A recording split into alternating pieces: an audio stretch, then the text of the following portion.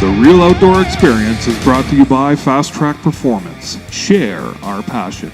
Vortex Optics, the force of optics. And Bullseye London, Canada's sport shooting supply source. Now let's keep it real.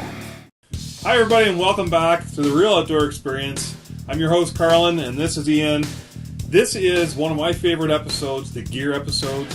Who doesn't like gear and gadgets? I can't wait. It's going to be like Christmas for me. But seriously, gear and gadgets can make or break your hunt. We have a gear list section on our website. We've put it into a need to have and a nice to have. The needs to have, those are the important ones that you want to focus on when you're a beginning hunter. Let's get at it. Bullseye London is Canada's sport shooting supply source with expert sales staff ready to assist you. Whether it's on the phone, online, or face-to-face, you will be taken care of. From optics to ammunition, handguns to long guns, Bullseye carries a huge stock, and if they don't have it, chances are they can get it. Do yourself a favor, and before you go anywhere else, check out Bullseye. You can find them at 820 Warncliffe Road South in London, Ontario, or at bullseyelondon.com.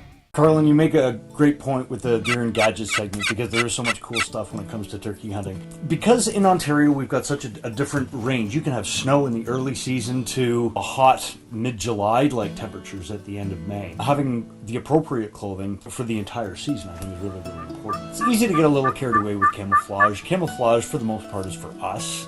It's not so much for our quarry.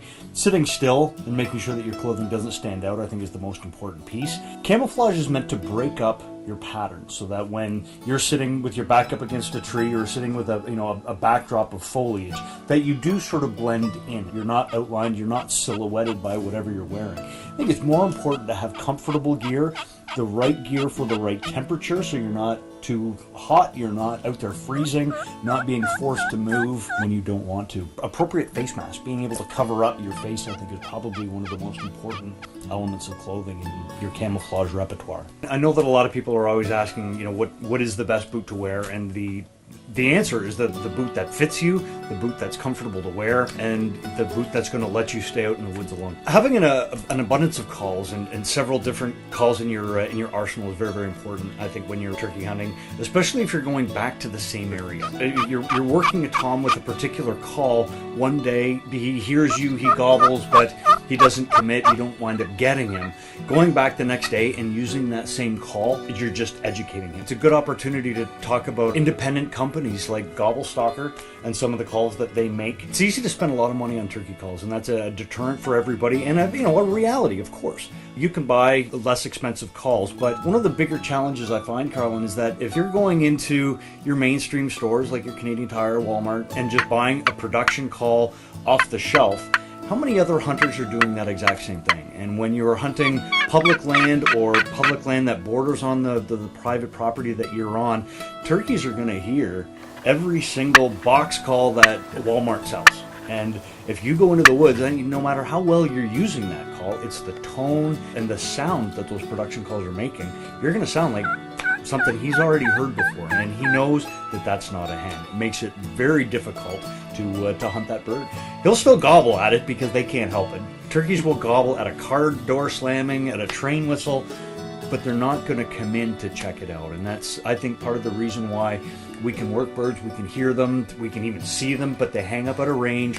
I think that's it's a big part of production calls. As far as the gear piece goes, know that you probably should be investing in at least 2 different pot calls as well as 2 different box calls. You can change the volume on it. You can be soft, you can be loud, you can purr, you can cluck. It takes a lot of practice to become really good at it, but it's a hugely important call. We use a number of different decoys and a number of different tactics when placing the decoys.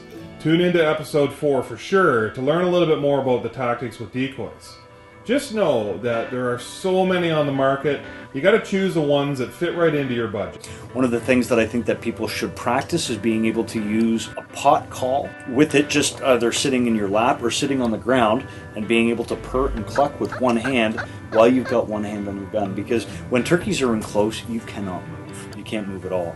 That's also why, as difficult as mouth calls are to master, being able to have one in your mouth when turkeys are up close and being able to just give that extra little is going to make the difference between an ethical shot and a shot that's just too long. Your shotgun is going to need to be in a case so that you can get from your truck into the woods in the dark, but a small little sock like that, or even a pair of pantyhose, still legal. It is still considered a case, but it's not too big and bulky and awkward to carry out of the woods. When you're turkey hunting, obviously being able to know where a tom turkey is, well, it's one of the greatest things about turkey hunting, because they will gobble, and they'll gobble at just about anything, whether it's a whistle, car door slamming, like I said before. One of the things that you want to make sure you're doing when you're locating is sounding like something that's natural to the woods. And there are a ton of different locator calls that you can use. Crows, owls, woodpecker calls, anything that's got a really high pitch to it is going to elicit what's called a shock gobble from a tom. And once you hear that shock gobble, then you can get set down, get a decoy out, and start making the hen calls that hopefully is going to bring him over. So one of the things we talk about over and over and over again is ethical shot. And that plays right into optics. You know, spotting and stalking is one piece, and using binoculars to spot these birds and then, you know, create a plan to stalk them. And like Ian said, use decoys or markers out in the field to mark your distances so that you know your range ahead of time, or use a rangefinder. Playing with turkeys and having them respond to the calls that you're making it just seems to be more interactive than waterfowling or calling to geese. Sure, it's all calling and bringing creatures in, but it does seem to me to be just that much more interactive that it makes it so exciting. I'm really looking forward to episode number 4 when we talk about the actual tactics. And we're going to be talking about how to set up in the morning and how to get into the woods, how to scout the night before and put turkeys to bed. The tactics is going to be a very, very exciting episode. Enjoy your spring. Don't hunt land that you don't have permission to be on. Take a kid or take an old person hunting, as always. Keep it real. Thanks for tuning in for now, folks.